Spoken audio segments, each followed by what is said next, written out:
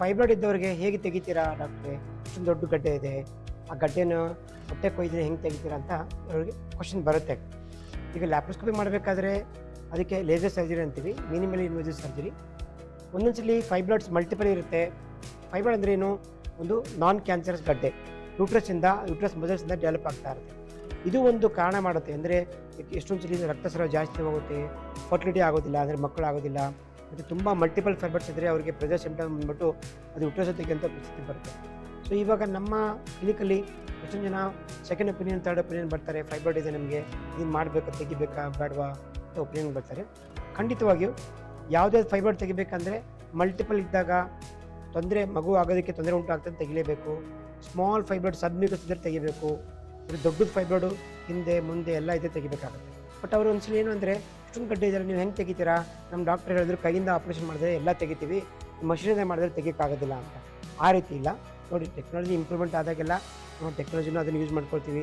ಅದರಿಂದ ನಮಗೇನಾಗುತ್ತೆ ಅಂದರೆ, ಲ್ಯಾಪ್ರೋಸ್ಕೋಪಿ ಮುಖಾಂತರ ಮಾಡಿದಾಗ ಅವರಿಗೆ ರಿಕವರಿ ಫಾಸ್ಟ್ ಆಗುತ್ತೆ, ಬ್ಲಡ್ ಲಾಸ್ ತುಂಬ ಕಡಿಮೆ ಆಗುತ್ತೆ, ಮತ್ತು ಮುಂದೆ ಅಡೆಷನ್ಸ್ ಆಗೋದು ತುಂಬ ಕಡಿಮೆ ಆಗುತ್ತೆ, ಮತ್ತು ಮಗು ಆಗೋದು ಬೇಗ ಆಗುತ್ತೆ. ಈ ಫೈಬ್ರಾಯ್ಡನ್ನು ಹೇಗೆ ತೆಗೆಯೋದು, ಅದಕ್ಕೆ ಒಂದು ಮಾರ್ಸ್ಲೇಟರ್ ಅಂತ ಬರುತ್ತೆ, ಮಷಿನ್ ಬರುತ್ತೆ. ಈ ಮಾರ್ಸ್ಲೇಟರ್ ಅನ್ನೋದು ಒಂದು ನ್ಯೂ ಟೆಕ್ನಾಲಜಿ. ಒಂದು ಗಡ್ಡೆ ಥರ ಇರುತ್ತೆ, ಅಂದರೆ ಕ್ರಿಕೆಟ್ ಬಾಲ್ ಥರ ಇರುತ್ತೆ, ಅಥವಾ ಸ್ಮಾಲ್ ಲೆಮನ್ ಸೈಜು, ಅಥವಾ ಮ್ಯಾಂಗೋ ಥರ ಸೈಜ್ ಇರುತ್ತೆ ಫೈಬ್ರಾಯ್ಡು. ಅದು ಹಿಂದೆ ಮುಂದೆ ಎಲ್ಲ ತೆಗೆದಾಗ ನಾವು ಗಡ್ಡೆಯನ್ನು ತೆಗೆದ ಬಳಿಕ ಅದನ್ನು ಹೊಲಿಗೆ ಹಾಕ್ತೀವಿ. ಮತ್ತು ಬಾಲ್ ಸೂಚರ್ಸ್ ಅಂತ ಇರುತ್ತೆ, ಅಥವಾ ಒಂದು ಹೊಲಿಗೆಯನ್ನು ಹಾಕ್ಬಿಟ್ಟು ಎಲ್ಲನೂ ಸ್ಟಿಚ್ ಮಾಡ್ತೀವಿ. ಮತ್ತು ನಾರ್ಮಲಾಗಿ ಯೂಟ್ರಸ್ ಆಗಬೇಕಲ್ಲ, ಬೆಳಿಬೇಕಲ್ಲ, ಮುಂದೆ 9 ತಿಂಗಳು ಅದೇ ರೀತಿ ಮಾಡ್ಕೊಡ್ತೀವಿ. ಇದು ಹಾಕಿದ ಬಳಿಕ ಗಡ್ಡೆಯನ್ನು ತೆಗಿಬೇಕಲ್ಲ ಆಚೆ ಹೊಟ್ಟೆಯಿಂದ, ಅದನ್ನ ಹೇಗೆ ತೆಗೆಯೋದು, ಯಾವುದೇ ರೀತಿ ಕಟ್ ಮಾಡೋದಿಲ್ಲ, ಸಿಸರ್ ಅಂತಾರೆ ಯಾವುದೇ ರೀತಿ ಮಾಡಲ್ಲ. ಸ್ಮಾಲ್ ಹೋಲಲ್ಲಿ ಒಂದು 1 ಇಂಚ್ ಇರುತ್ತೆ, ಅದರಲ್ಲಿ ಕಟ್ ಮಾಡಿ ಆ ಮಷಿನನ್ನು ಹಾಕಿ ಆ ಮಷಿನ್ ಮುಖಾಂತರ ಅದನ್ನು ತೆಗಿತೀವಿ. ಬಟ್ ಮಷಿನ್ ಮಾರ್ಸ್ಲೇಟರ್ ಯೂಸ್ ಮಾಡಬೇಕಾದ್ರೆ ಎಂಡೋ ಬ್ಯಾಗ್ ಅಂತ ಇರಲೇಬೇಕು. ಈಗ ಹೊಸದಾಗಿ ನೀವು ಅಂದರೆ ಒಂದು ಲಾ ಪಾಸ್ ಮಾಡಿದರೆ, ಯಾವುದೇ ರೀತಿ ಫೈಬರ್ ತೆಗಿಬೇಕಾದ್ರೂ ಒಂದು ಪ್ಲಾಸ್ಟಿಕ್ ಬ್ಯಾಗಲ್ಲಿ ಹಾಕಿ ಒಳಗಡೆ ಅದನ್ನು ತೆಗಿಬೇಕು ಅಂತ. ಯಾಕಂದರೆ ನಾವು ಆ ಫೈಬರ್ ತೆಗಿಬೇಕಾದ್ರೆ ಅದನ್ನು ಸ್ಪ್ರೆಡ್ ಆಗ್ತಾ ಇರುತ್ತೆ, ಅಂದರೆ ನಾವು ಪೀಸಸ್ ಆಗಿ ಅಲ್ಲಿ ಇಲ್ಲಿ ಅಂಡ್ಕೊಂಡು ಮತ್ತೆ ಮುಂದೆ ಬೆಳೆಯೋ ಚಾನ್ಸಸ್ ಇರುತ್ತೆ ಅಂತ ಅದನ್ನು ಎಂಡೋ ಬ್ಯಾಗ್ ಹಾಕಿ ತೆಗೆದರೆ ತುಂಬ ಉತ್ತಮ.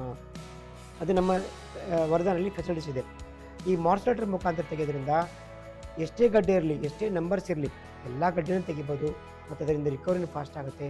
ಆಮೇಲೆ ಯಾವುದೇ ರೀತಿ ಇಲ್ಲಿ ಸ್ಪ್ರೆಡ್ ಆಗ್ತಿದ್ದಂಗೆ ನಾವು ನೋಡ್ಕೊಳ್ತೀವಿ. ಸೊ ಇದು ಮುಖ್ಯವಾದ ಮಾಹಿತಿ. ನಿಮಗೆ ಏನೇ ಫೈಬರ್ ಇದ್ರೂ ಬಂದು ಒಪಿನಿಯನ್ ತಗೊಳ್ಳಿ, ಅದ್ರ ಬಗ್ಗೆ ಇನ್ನೂ ಮಾಹಿತಿ.